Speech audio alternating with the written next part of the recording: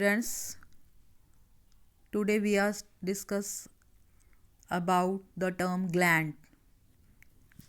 यहाँ आपको एंडोक्राइन और एक्सोक्राइन ग्लैंड्स यहाँ दिखाई दे रहा होगा. तो mode of pour of the secretion glands are divided into two category, exocrine and endocrine glands. First of all, I will tell you about the what is gland. एक cell, एक tissue या फिर कोई organ that secrete a useful material is known as gland. Gland जो है वो epithelium tissue से ही develop होती है. सो अगर क्वेश्चन आता है कि what is the origin of the gland develop from the epithelium tissue. Now what is the secretions.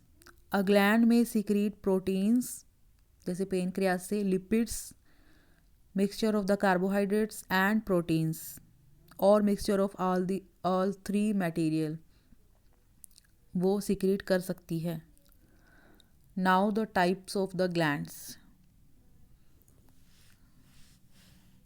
Based on the site of the secretion, यानी कि according to the site where the secretion is released, the glands are of 3 types. Normally जो है 3 types की glands होगी. First gland जिसको हम बोलते हैं एक्सोक्राइन ग्लैंड्स, सेकंड होगी हमारी एंडोक्राइन, और थर्ड जो है हमारी third one is known as heterocrine gland. So सबसे पहले हम एक्सोक्राइन ग्लैंड के बारे में मैं आपसे डिस्कस करना चाहूँगी. The exocrine gland send their secretion by the way of the duct to the site of the action. यानी कि जहाँ पर भी सिक्रीट करना होता है उसके पास एक डक्ट होती है.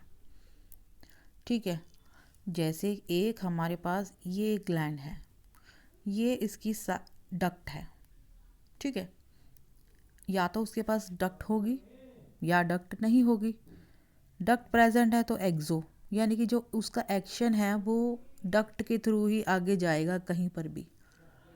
और अगर कोई भी ग्लैंड्स ऐसी है जिसके पास डक्ट नहीं है, absence of the duct, that is called endocrine glands. Okay.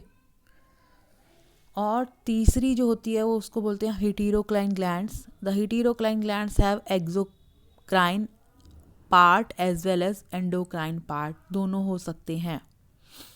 Now what is the example of the exocrine gland? Salivary gland, gastric gland, intestinal gland, tear gland, sweat gland, oil gland, mammary gland, ये सब exocrine gland के examples हैं. Endocrine glands के example कौन कौन से होंगे? Directly यानी कि ductless gland है these are, and the example are thyroid, parathyroid, adrenal, pituitary, thymus, यहाँ पर भी present होती हैं. और जो हेटेरोक्राइन ग्लैंड्स हैं, जो हेटेरोक्राइन ग्लैंड्स हैं इनके पास duct may and may not be present. या तो ये डायरेक्टली अपना जो है सिक्रीशन टारगेटेड साइट को देंगी, जैसे कि पेनक्रियाज और gonads are the heterocrine glands. तो ये तो होगी साइट ऑफ सिक्रीशन के बेसिस पे ग्लैंड्स.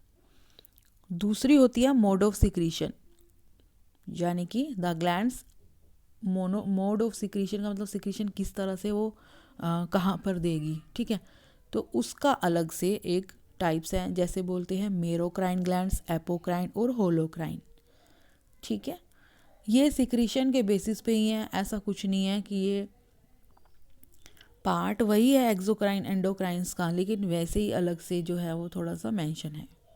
ठीक है, उसके बाद एनसीईआरटी पे आते हैं. अब हम एनसीईआरटी में ये लिखा हुआ है, यहाँ देखिए, exocrine and endocrine gland. Exocrine gland secrete mucus, saliva, air, wax, oil, milk, digestive system and other cell through duct और ट्यूब्स.